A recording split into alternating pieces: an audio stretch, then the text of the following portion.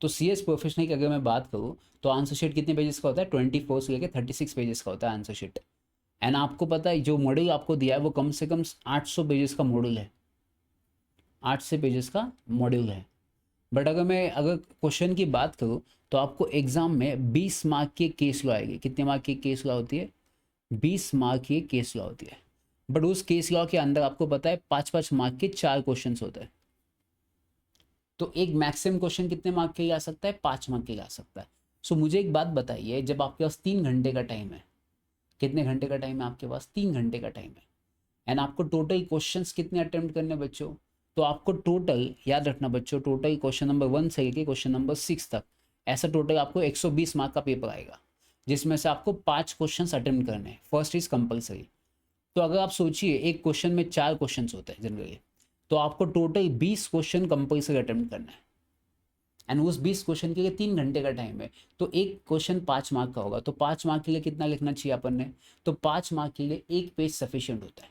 तो मुझे बताइए एक पेज में आप क्या लिखोगे, इंट्रोडक्शन लिखोगे बेसिक उस टॉपिक के बारे में, मैंने आपको last time answer writing practice करवा के दिया था।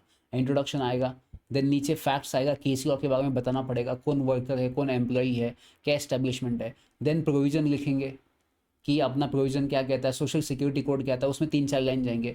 तो आप समझिए जब आप इंट्रोडक्शन लिखोगे, जब आप जो केस को 100% केस को आएगा उसके आप फैक्ट्स लिखोगे, एंड देन उसके बाद बताओगे कि भाई साहब प्रोविजन क्या होता है, लॉ में क्या लिखा है प्रोविजन, तो उसके बारे में आप 4-5 लाइन लिखोगे, तो आपका यहाँ पे 2-3 लाइन चला जाएगा, फैक्ट्स में 2-3 लाइन चला जाएगा, 3-4, देन आपका प्रोविजन में 4-5 लाइन चला जाएगा, एंड देन आप लास्ट में क्या बोलोगे, कंक्लूजन। एंड कंक्लूजन में आपके 2-3 लाइन चली जाएगी कि hence therefore on the basis of above provision it is a industry, it is a industrial dispute as per the industrial code act, ऐसा आप लिख सकते हो। तो मुझे बताइए जनरली आपका एक पेज सफिशिएंट हो जाएगा 5 मार्क के लिए। तो समराइज पॉइंट्स चाहिए अपने पास। एग्जाम में क्या होता है, मॉडल पढ़ने के बाद ना पॉइंट्स नहीं याद आते। क्या अभी 800 पेजेस पढ़ोगे आप, मुझे बताइए 800 पेजेस पढ़ने के बाद आपको कितना याद होगा एग्जाम में। 3 घंटे के एग्जाम हो गया और कितने क्वेश्चन आपको कितना याद करना, उसमें केस हुआ भी पढ़ना है। एंड केस हुआ पढ़ने के बाद भी आपको ये इतने 800 पेज में क्या लिखा है क्या नहीं, तो अपने पास समराइज नोट्स होना चाहिए भाई साहब, कि ये पॉइंट की समराइज नोट्स, पॉइंट्स खत्म, टू द पॉइंट आंसर मेरा।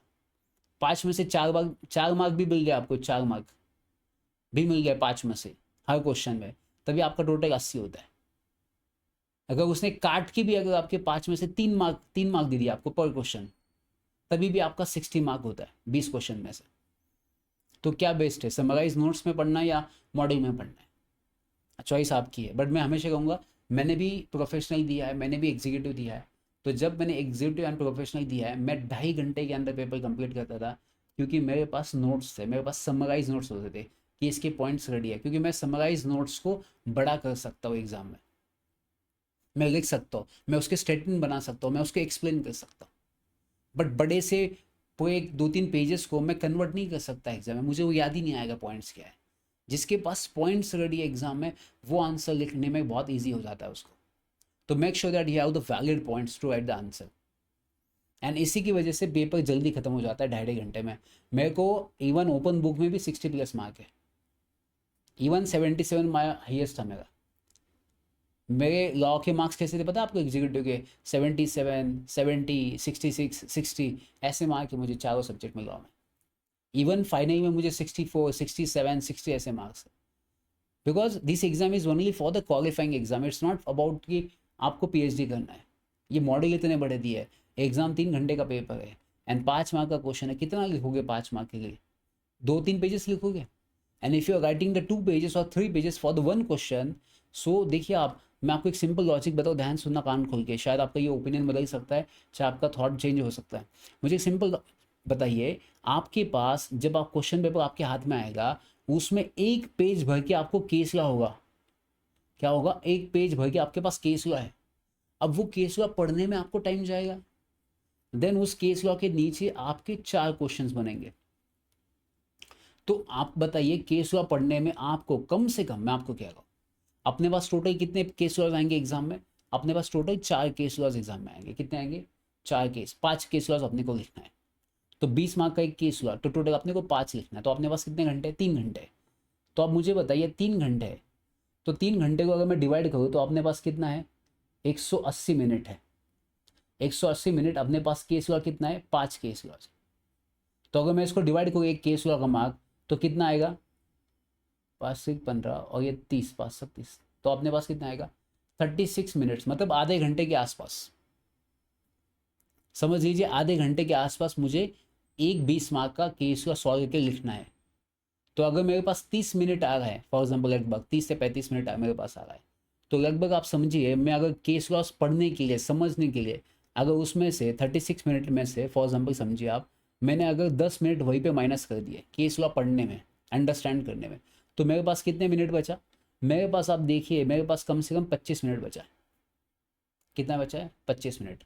तो मुझे नेक्स्ट एक क्वेश्चन 6 मिनट के अंदर लिखना पड़ेगा। कितने मिनट के अंदर, 6 मिनट के अंदर एक क्वेश्चन। कितने क्वेश्चन से, 4, 4 24, 24 मिनट में खत्म। 10 मिनट केस लॉ पढ़ने में और 6 मिनट में एक क्वेश्चन लिखने में। अब मुझे बताइए अगर आप 2 पेजेस लिखोगे तो आपका 6 मिनट ऑटोमेटिकली नहीं होगा कंप्लीट, 6 मिनट में एक पेज, तो आपको 8 मिनट लिखने वाले 2 पेज लिखने के लिए, याद करने के लिए। एंड अगर आपने फिर ये टाइम बढ़ा दिया तो आप लास्ट तक नहीं पहुंचोगे, 100% पेपर अटेम्प्ट ही नहीं होगा।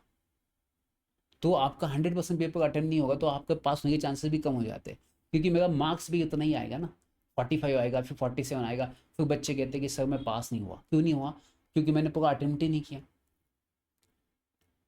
और आपने एक 2 पेजेस लिखा भी तो मुझे तो एग्जामिनर कितने मार्क्स देने वाला, 5 में से 4 मार्क देगा, 4.5 मार्क देगा। बट मैंने क्वेश्चन कितने अटेम्प्ट किए, मैंने क्वेश्चन 13 अटेम्प्ट किए, 7 तो मैं छोड़ के आया, टाइम ही नहीं मिला। अब मुझे बताइए 13 क्वेश्चन में आपको कितना मार्क्स मिलेगा, उसने 3.5 4.5 मार्क्स भी दिया, तो अभी आपको 50-52 के आसपास स्कोर आता है। उससे बेस्ट होता है कि मैं पूरा 20 अटेम्प्ट करूँ, चाहे मुझे 3 मार्क्स 3.5 मार्क मिले, बट मेरा स्कोर 60 प्लस आएगा। That make sure that. तो इसलिए कैलकुलेट कीजिए कि टाइम कितना है मेरे पास, केस लॉस कितने हैं, मुझे 5 केस लॉस सॉल्व करने हैं, मुझे टोटल 20 क्वेश्चन लिखने हैं, मेरे पास टाइम कितना है, मैंने कितना आंसर लिखना चाहिए, ये आप कैलकुलेट करके रिस्क लीजिए।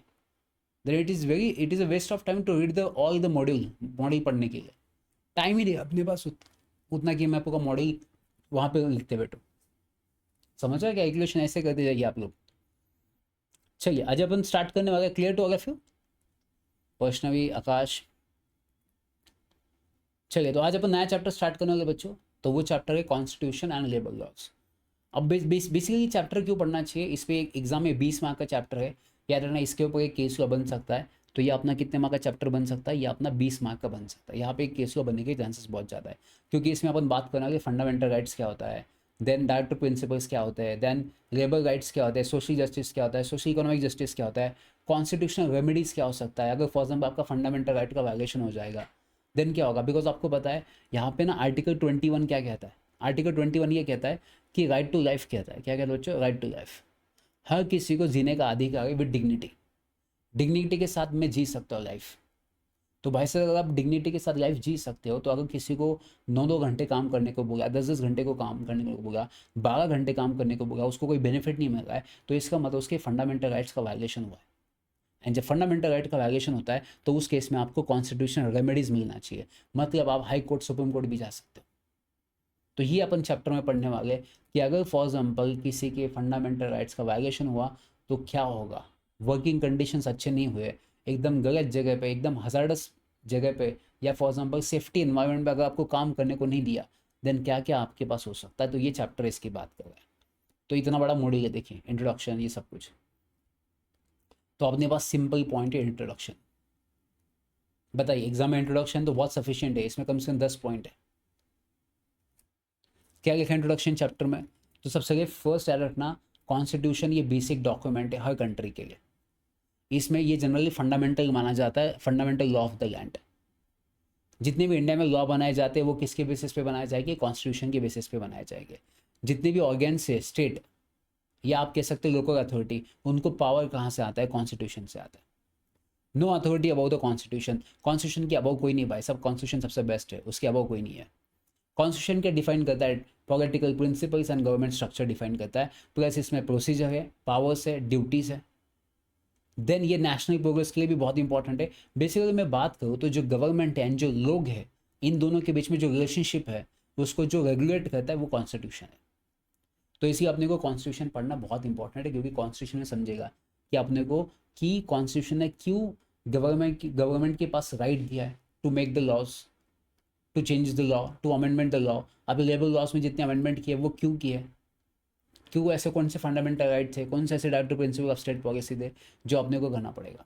तो यहाँ पे सिंपल हो गया, constitution bearing on industrial laws and industrial relations. तो industrial relation affect the labours, management, society, economy. State regulates industrial relation to achieve the social and economic goals. Extent of state intervention depends on the economic development. देखिए simple चीज़ बता, economic development जब जरूरत है, मतलब Indian economy को अगर develop करना है, इंडियन इकोनॉमी आगे जाना चाहिए, तो make sure that state government has to make some rules and regulations for the industry. तो फैक्ट्री एस्टैब्लिशमेंट ये भी आगे बढ़ने चाहिए। जब ये आगे बढ़ेंगे तो ऑब्वियस बात है इंडिया की इकोनॉमी भी आगे बढ़ेगी। तो जब इकोनॉमी की डेवलपमेंट करना है तो उस केस में state has the power to make the laws. तो वो पावर कहाँ से है उनके पास? वो पावर उनके पास से कॉन्स्टिट्यूशन के थ्रू आई। आप जितनी भी डेवलप कंट्री देख लीजिए, तो जितनी भी डेवलप कंट्री है they have limited state intervention.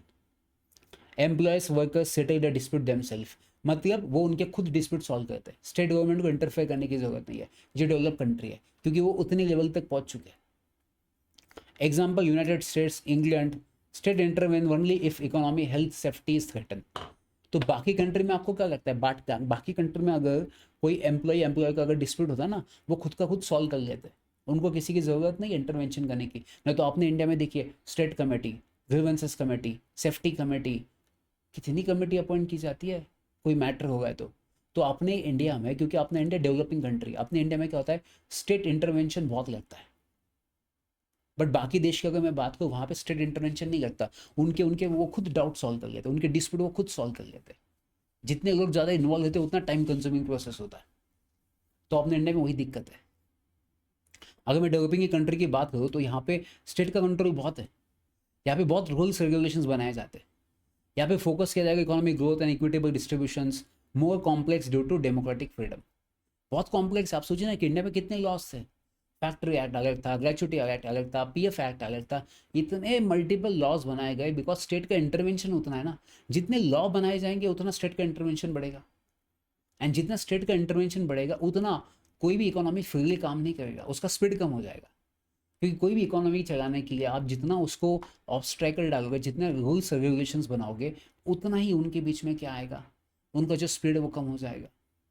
तो इसलिए इंडिया में क्यों क्या लगता है आपको ये इतने 4 कोड नए पास किए, ये जो अभी का लेटेस्ट कोड है, इसके पीछे रीज़न क्या था? कि किसी भी इकोनॉमी को चलाने के लिए उनके कंट्रीज के लॉ बहुत यूनिक होना चाहिए, बहुत कम होना चाहिए, बहुत सिंप्लीफाइड होने चाहिए, बहुत ईज ऑफ डूइंग बिजनेस के लिए ईजी होना चाहिए कि कोई भी यहाँ पे ईजिली बिजनेस स्टार्ट कर सकता है, वैसा होना चाहिए। बट दिक्कत क्या अपने इंडिया में, अगर कोई बिजनेस स्टार्ट करना है तो आपको कितने सारे लॉ का कंप्लायंस करना पड़ता है, कितने सारा परमिशन लेना पड़ता है।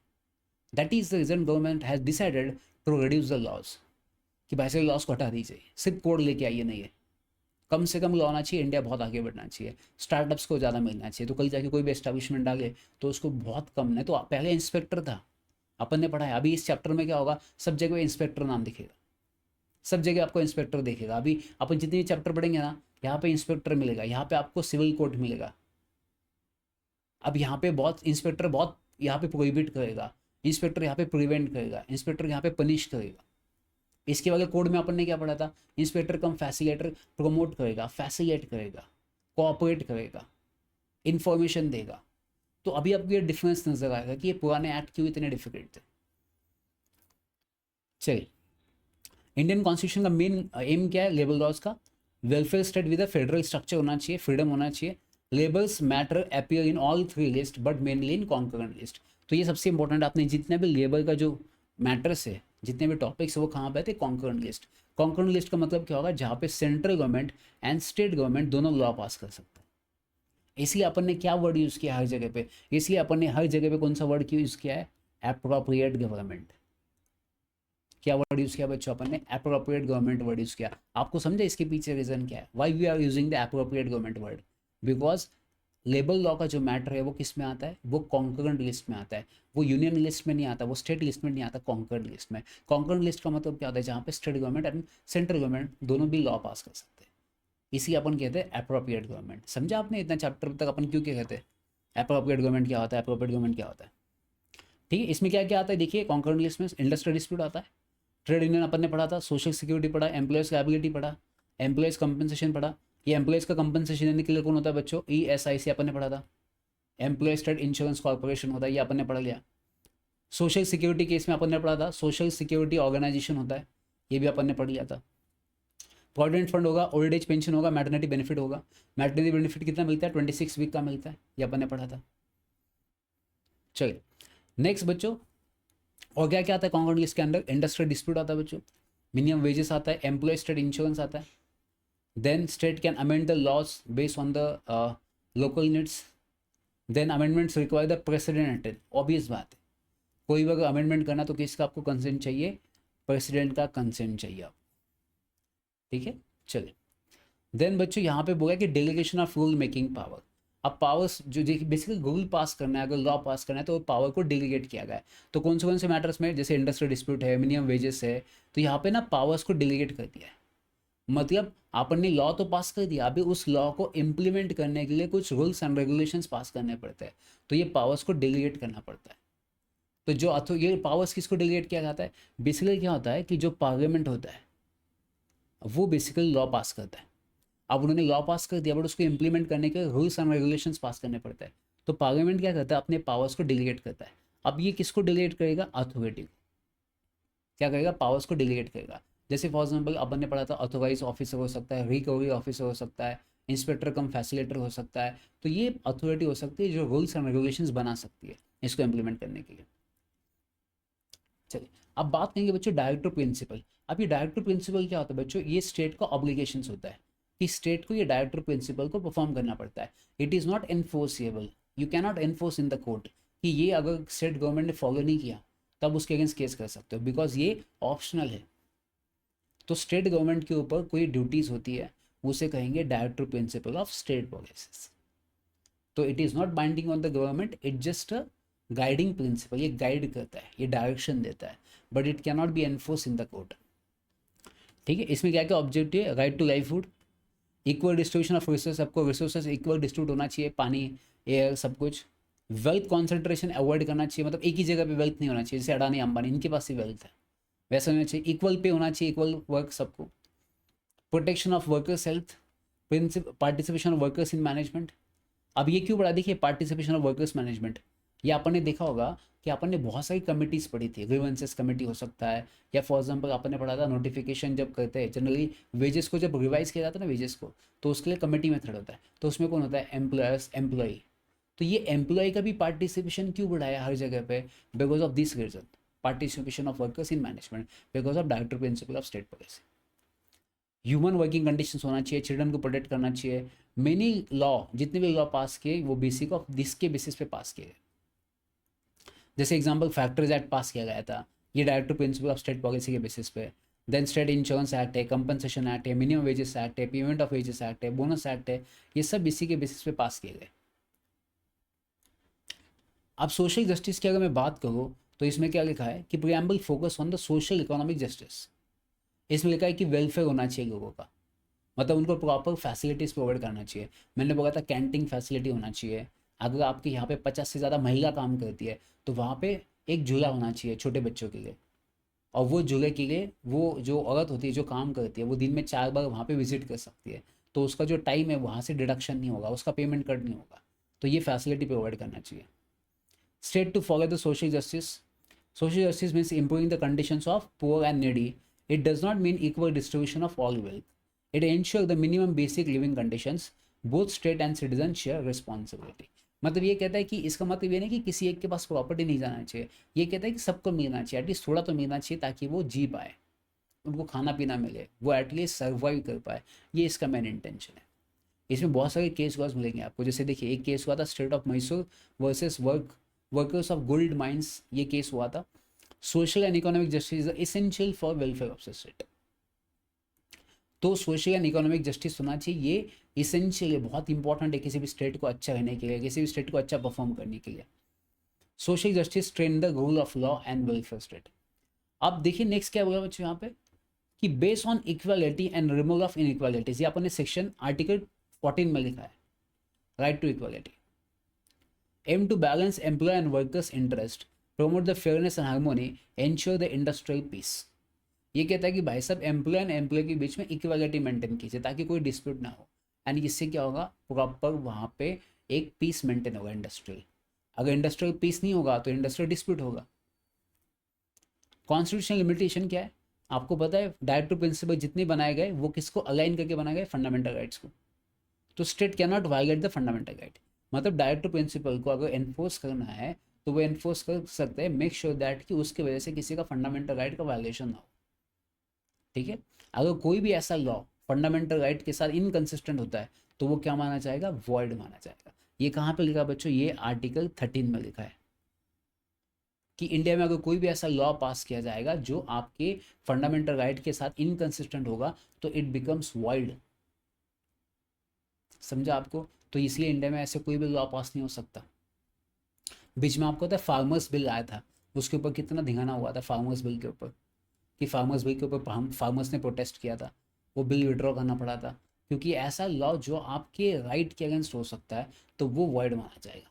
क्योंकि फार्मर्स बिल में बोला था कि जो फार्मर्स जो उगाएंगे, जो खेत में लगाएंगे, वो उसके घर पे टेम्पो आएगा कंपनी का, वो लेके जाएगा सीधा कस्टमर को बेचेगा। भाई साहब तुम कौन डिसाइड करने वाले, मैं खेती में मैं क्या लूँगा आप बेचोगे, मेरे पास राइट है, ये मेरा राइट है। आर्टिकल 19 कहता है right to profess any business. मैं रह सकता हूँ इंडिया में, कुछ भी बिजनेस अडॉप्ट कर सकता हूँ, आपको नहीं मुझे बताने वाले। मेरे फंडामेंटल राइट का वायलेशन करा ये लॉ, तो ऐसे लॉ वर्ल्ड माने जाते हैं। एंड अगर ऐसा कोई भी फंडामेंटल राइट का वायलेशन होता है, इवन अगर मुझे कोई अरेस्ट करता है एंड मुझे कोई जाने नहीं देता कहीं पे भी, तो इसका मतलब आर्टिकल 21 का वायलेशन है, राइट टू लाइफ। तो ऐसे केस में आपके सीधा सुप्रीम कोर्ट या हाई कोर्ट जा सकते हो। अगर सुप्रीम कोर्ट जाना है तो आर्टिकल 32 बात करता है एंड आर्टिकल 226 बात करता है हाई कोर्ट। अब डायरेक्ट सुप्रीम कोर्ट या हाई कोर्ट जा सकते हो इफ योर फंडामेंटल राइट का अगर वायलेशन हुआ तो। कोई वर्कर भी जा सकता है, कोई एम्प्लॉय भी जा सकता है। तो कुछ फंडामेंटल राइट्स हैं आपके जो इंपॉर्टेंट है। तो जैसे आर्टिकल 14 इक्वालिटी बिफोर लॉ, सबको इक्वल ट्रीट किया जाएगा, इट डजेंट मैटर कि आपका स्टेटस क्या है, आप कौन हो। एंड आर्टिकल 19 क्या कहता है, सबको बोलने का अधिकार। जो अभी मैं बोल पा रहा हूँ ना आपके सामने एंड जो आप बोल पा रहे हो कमेंट बॉक्स में, ये अपन दोनों को जो राइट दिया वो आर्टिकल 19 के अंडर दिया, freedom of speech and expression. इसी इंडिया में आजकल लोग कोई कुछ भी बोलता है। Right to form trade union, कोई भी ट्रेड यूनियन फॉर्म कर सकता है, उनके पास ये राइट है। Protection against the force labour and child labours, तो ये आर्टिकल 23 एंड 24 में दिया है कि कोई भी बच्चों को फैक्ट्री में काम नहीं करवा सकता, कोई भी किसी को फोर्सफुली लेबर में या फोर्सफुली काम नहीं करवा सकता। तो इसका मेन बेनिफिट किसको मिलना चाहिए, article 19 freedom of trade benefits employers. तो एम्प्लॉयर को भी बेनिफिट मिलना चाहिए, एम्प्लॉय को भी बेनिफिट मिलना चाहिए। तो इसका सबसे इंपॉर्टेंट क्या है sir, fundamental rights and directive principle of state policy, इन दोनों में हार्मोनी होना चाहिए। हार्मोनी मतलब बैलेंस। फंडामेंटल राइट किसके अपने हैं, directive principle of state policy किसकी रिस्पॉन्सिबिलिटी है, स्टेट की है। तो जब state directive principle of state policy को एनफोर्स करेगा, एग्जीक्यूट करेगा, तो make sure that it can not B inconsistent with fundamental right, it should be balance, it should be harmony. यहाँ पर लिखा देखिए case law mineral mills versus union of India, balance between fundamental right and directive principle of state policy is essential, both together from the core of the constitution. ये constitution का core है, main है। इन दोनों का conflict avoid कीजिए। तो ये सभी के सभी केस का सेम टू सेम है। आप कोई भी केस को अगर लिखना एग्जाम में लिख सकते हैं, सभी के सभी लिखने की जरूरत नहीं है क्योंकि सब जगह पे वो सेम होगा। ठीक है, जैसे यहाँ पे देखिए, अगर कोई directive principle of state policy implement करते समय अगर आर्टिकल 21 का वायलेशन हुआ है तो इसको इंप्लीमेंट करना नहीं चाहिए। अब मैं आपको इसका एक छोटा सा प्रैक्टिकल एग्जाम्पल बताता हूँ, ध्यान सुनिए बच्चों, एक बहुत अच्छा प्रैक्टिकल एग्जाम्पल बताता हूँ। देखिए बच्चों, एक चीज़ कहता हूँ मैं आपको, article directive principle of state policy DPSP, directive principle of state policy में आर्टिकल 39A लिखा है, आर्टिकल 39A लिखा है कि वर्कर्स पार्टिसिपेशन इन मैनेजमेंट। तो वर्कर्स ने मैनेजमेंट में पार्टिसिपेट करना चाहिए, ये directive principle of state policy है। तो ये किसने इंश्योर करना चाहिए कि वर्कर्स ने पार्टिसिपेट करना चाहिए, स्टेट की ड्यूटी है। ये किसकी ड्यूटी है, स्टेट की ड्यूटी। तो डीपीएसपी आर्टिकल 39 किसकी ड्यूटी है, स्टेट की ड्यूटी है। तो स्टेट में इंश्योर दैट कि workers should participate in the management, state की ड्यूटी है। अब फंडामेंटल राइट क्या कहता है, फंडामेंटल राइट ये कहता है कि आर्टिकल 21 ये कहता है राइट टू लाइफ, कि हर कोई इंसान अपनी लाइफ अपनी तरह जी सकता है। अब फॉर एग्जाम्पल आप समझिए, अगर एम्प्लॉयर ये कह रहा है, अब ध्यान से सुनना, अगर फॉर एग्जाम्पल ये डीपीएसपी जो है ना 39A, workers participation in management, अगर स्टेट ने इसको इसको एग्जीक्यूट करने के लिए ऐसा लॉ पास किया कि हर मीटिंग में वर्कर्स ने जाना चाहिए, हर मीटिंग ने, जो एम्प्लॉयर्स का मीटिंग होगा ना, जितना भी मीटिंग होगा एम्प्लॉयर्स का, उसमें वर्कर्स ने पार्टिसिपेट करना चाहिए। अगर स्टेट ऐसा कोई लॉ पास कर रहा है किसको एग्जीक्यूट करने के लिए, डीपीएसपी को एग्जीक्यूट करने के लिए, बट इसकी वजह से किसका वायलेशन होगा, एम्प्लॉय के राइट्स का वायलेशन होगा, राइट टू लाइफ, वो उसकी लाइफ जी नहीं पाएगा। तो make sure that if state are passing some rules and regulations to execute the DPSP, but in this case if there is a violation of fundamental rights, so in this case it cannot execute DPSP. It should be balance between the DPSP and fundamental right, cannot override, cannot conflict, otherwise it cannot be implemented. आप इस पूरी में एक case law का reference दे सकते हो। समझा गया सभी लोगों को, ऑनलाइन में जितने भी लोग हैं? आकाश, वैष्णवी, एम आई क्लियर हो गया?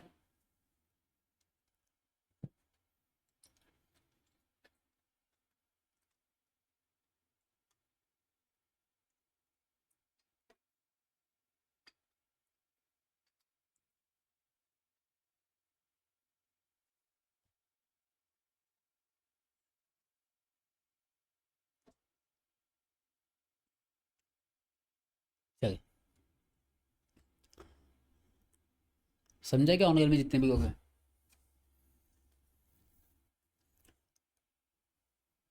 Fundamental rights prevail over the DPSP. Yes, Akash, fundamental rights can prevail over the DPSP, but if if if there is a public interest involved होगा, in some cases there is a public interest because DPSP for the public and fundamental right is एक इंसान के लिए। तो अगर ऐसा situation है कि there is a public interest involve है, तो DPSP can prevail over the fundamental right if there is a public interest. वो अपन पढ़ेंगे बाद में, अभी के लिए सिर्फ इतना रखना, फंडामेंटल राइट को फर्स्ट प्रायोरिटी देना। चलिए, अब देखिए यहाँ पे बोला कॉन्स्टिट्यूशनल रेमेडीज क्या है इन केस अगर आपका फंडामेंटल राइट का वायलेशन होता है, देन आप कहाँ पे जा सकते हो। तो यहाँ पे बोला, मैंने आपको बोला था डायरेक्ट सुप्रीम कोर्ट के पास भी जा सकते हो, आर्टिकल 32 की बात कर रहा है। देन 136 में आप स्पेशल रिलीव पिटिशन भी फाइल कर सकते हो, अपील फाइल कर सकते हो डायरेक्ट, या तो हाई कोर्ट के पास जा सकते हो, या तो supervision over the courts, article 27 ये अपन पढ़ने वाले क्या होता है, and article 132 and 133 appeals to supreme court. तो अपन ये कॉन्स्टिट्यूशनल रेमेडीज को स्टेप बाय स्टेप पढ़ने वाले। अब बात करेंगे बच्चों trade union and writ petition. तो trade union can file a writ for the members, union can represent the workers right. ये क्या कहता है बच्चों, ध्यान सुनना। अब आपको पता है एक ट्रेड यूनियन में बहुत सारे मेंबर्स होते हैं, एक ट्रेड यूनियन में बहुत सारे मेंबर्स होते हैं।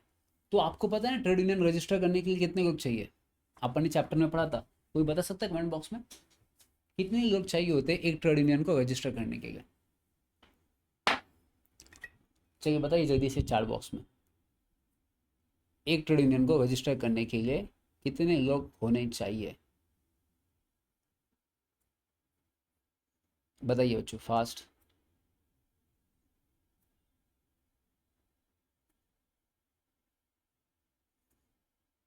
कमेंट बॉक्स में बताइए।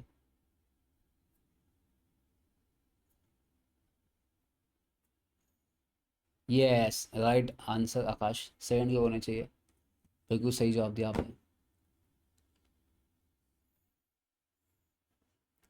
आप लोग रिवाइज करते जाइए, जितना आप रिवाइज करोगे उतना आपके लिए अच्छा होगा, उतना आपको जल्दी समझेगा बच्चों, क्योंकि रिविजन से आपके पॉइंट्स जल्दी रिवाइज हो जाएंगे। तो चलिए, locus standi and public interest litigation. Locus standi का मतलब क्या होता है, when there is a group of persons, कि अगर कोई डिस्प्यूट है या किसी को अफेक्ट हुआ है जिसमें पब्लिक इन्वॉल्व है, तो उस केस में अपन क्या कहेंगे, लोकस स्टैंडी कहेंगे। तो यहाँ पे क्या होगा बच्चों, any public spirited persons can approach the court. मतलब अगर फॉर एग्जाम्पल 50 का ग्रुप है, उसमें सबको अफेक्ट हुआ है, तो उसमें से कोई भी एक इंसान कोर्ट को अप्रोच कर सकता है। तो PR expanded access to justice, तो जनरली पीआर क्या कर सकते हो, फाइल कर सकते हो, उसे कहते हैं पब्लिक इंटरेस्ट लिटिगेशन, तो वो भी आप फाइल कर सकते हो। तो पब्लिक इंटरेस्ट लिटिगेशन क्या होता है, earlier only agreed person could file the case, जिसको दुख हुआ है वही केस फाइल कर सकता था, बट अभी के केस में क्या हुआ है, थर्ड पार्टी भी केस फाइल कर सकता है। मतलब अगर फॉर एग्जाम्पल कोई रास्ते पे बैठा है जिसके ऊपर किसी ने गाड़ी चला दी, अब उसके ऊपर गाड़ी चला दी तो he can file case, but उसके भी यहाँ पे मैंने केस फाइल किया, I am a third party, तो ये भी अलाउड होगा, इसे कहेंगे पब्लिक इंटरेस्ट लिटिगेशन। तो ये आज के ज़माने में बहुत बार यूज़ होता है। तो ये भी क्या बच्चों, एक पार्टिसिपेटिव जस्टिस है। ये क्या है, पार्टिसिपेटिव जस्टिस है। तो court can allowed the liberal access in a public interest, अगर जहाँ पे पब्लिक का इंटरेस्ट इन्वॉल्व होता है और जहाँ पे आपको लगता है कि आप किसी और के बिहाफ पे केस फाइल कर सकते हो, तो आप वो केस फाइल कर सकते हैं। ठीक है, चलिए, ये बहुत सारे केस को आप पढ़ सकते हो। बॉन्डेड लेबर्स का मतलब होता है जिनको पेमेंट नहीं जाता, फ्री में काम किया जाता है, वो होता है बॉन्डेड लेबर्स। चलिए, अब देखिए बच्चों, यहाँ पे ना अभी यहाँ पे बताया कि कॉन्स्टिट्यूशनल फ्रेमवर्क बताया, कॉन्स्टिट्यूशनल राइट्स क्या है, इंडस्ट्रियल रिलेशन क्या है। तो आर्टिकल 12 से के आर्टिकल 35 ये बात करेगा फंडामेंटल राइट्स की। तो अपने को फंडामेंटल राइट्स पार्ट 3 में मिलेंगे, and director principal state policy अपने को मिलेंगे पार्ट 4 में। तो पार्ट 3 में जो भी फंडामेंटल राइट्स है that is enforceable by court, and director principal of state policy जो पार्ट 4 में है that is not enforceable by the court, it is optional, but both are the essential. ठीक है, चलिए, इसका मेन रिस्पॉन्स, इसका main क्या है कि स्टेट को, स्टेट इंश्योर दैट कि every citizen is responsible, every citizen is accountable. अब जब भी आपको फंडामेंटल राइट्स पढ़ना है उसके साथ साथ director principal of state policy भी पढ़ना है। बट अगर मैं लेबर लॉ की बात करूँ, लेबर प्रोटेक्शन की बात करूँ, तो आपने को ये पढ़ना है, आर्टिकल 14, 16, 19, 21, 23, 24, ये आपने को फंडामेंटल राइट्स पढ़ना है। इस पर एग्जाम में क्वेश्चन बन सकता है। समझा आप लोगों को? तो अपन अभी धीरे धीरे स्टार्ट करेंगे, कौन सा, आर्टिकल 14 से स्टार्ट करेंगे, इक्वालिटी बिफोर लॉ। भाई साहब सिंपल सी बात कहता हूँ, ये डेमोक्रेसी, ये डेमोक्रेटिक इंडिया है। यहाँ पे याद रखना, कोई भी इंसान कोर्ट के सामने कोई बड़ा नहीं, कोई छोटा नहीं है। इसका सिंपल मतलब कहता है कि state shall not deny equality before law, state ensure that कि सबको इक्वल प्रोटेक्शन मिलना चाहिए। मतलब भाई साहब, अगर कोर्ट में एम्प्लॉयर खड़ा है जिसके पास करोड़ की प्रॉपर्टी है, एंड उसके सामने कोई एम्प्लॉय खड़ा है जिसके पास प्रॉपर्टी नहीं है, both are the equal before the law. ये सिर्फ पेपर पे पढ़ने के लिए अच्छा लगता है, बट जिसके पास पैसा उसका ही चलता है, जस्टिस उसकी तरफ पे आता है। सलमान खान का केस देख लेना, उसका विटनेस ही चेंज होगा। कहने की अलग बात है प्रैक्टिकली, बट थियरी तो अपने को बताना पड़ता है बच्चों को कि ये ऐसा होता है कि इक्वालिटी होता है, कोर्ट के सामने सब इक्वल माने जाते हैं। ये कहने के लिए तो अच्छा लगता है, बट जनरली जिसका पैसा होता है उसका ही साइड जस्टिस आता है। आपने पुणे का केस पढ़ा होगा, पॉश गाड़ी का, जो बच्चे ने उड़ाया था, 17 साल के बच्चे ने किसी को उड़ा दिया था। उसका क्या डिसीजन पास किया था कोर्ट ने, पेनल्टी, उसको ऐसे लिखने के लिए बोला था। वो क्यों बोला था? Because money influence the justice, सीधी सी बात है। चलिए, अब टू कंसेप्ट देखिए यहाँ पे, equality before law is a negative concept, because ये प्रोहिबिट करता है डिस्क्रिमिनेशन को। इक्वल प्रोटेक्शन मिलना चाहिए, पॉजिटिव कंसेप्ट है। देखिए, इक्वल इक्वल ट्रीट करना चाहिए, निगेटिव अप्रोच है। इक्वल ट्रीट करना चाहिए कि कोई बड़ा छोटा नहीं है, बट इक्वल प्रोटेक्शन मिलना चाहिए, पॉजिटिव कंसेप्ट है। It allows the reasonable classification. अब ये बहुत इंपॉर्टेंट है। आपको पता है रीजनेबल क्लासिफिकेशन का मतलब क्या होता है? कि अगर for example there is a reason and then there is a discrimination. जैसे एग्जाम्पल, अगर फॉर एग्जाम्पल CS फाइनल का कोई बच्चा हैंडीकैप है, तो उसको राइटर दिया जाता है लिखने के लिए। तो वो दो लोग इंसान, जो वो दो लोग हैं जो पेपर देना चाहते हैं, तो अपन है कि जो अपन अकेले एग्जाम देना चाहते हैं। आप ये नहीं कह सकते ये तो डिस्क्रिमिनेशन है, वो दो लोग पेपर देते हैं, हम तो अकेले पेपर देते हैं, because there is a reason कि वो हैंडीकैप है। If there is a reason, there is a classification, there is a discrimination, and that is allowed. Fundamental right is not absolute, ये एब्सोल्यूट नहीं होते, इसमें कुछ एक्सेप्शंस होते हैं। समझा? Unequals can be treated differently. अगर इक्वल है तो इक्वली ट्रीट किया जाएगा, बट अगर अनइक्वल है तो वो अलग ट्रीट किया जाएगा, सेम ट्रीट नहीं किया जाएगा।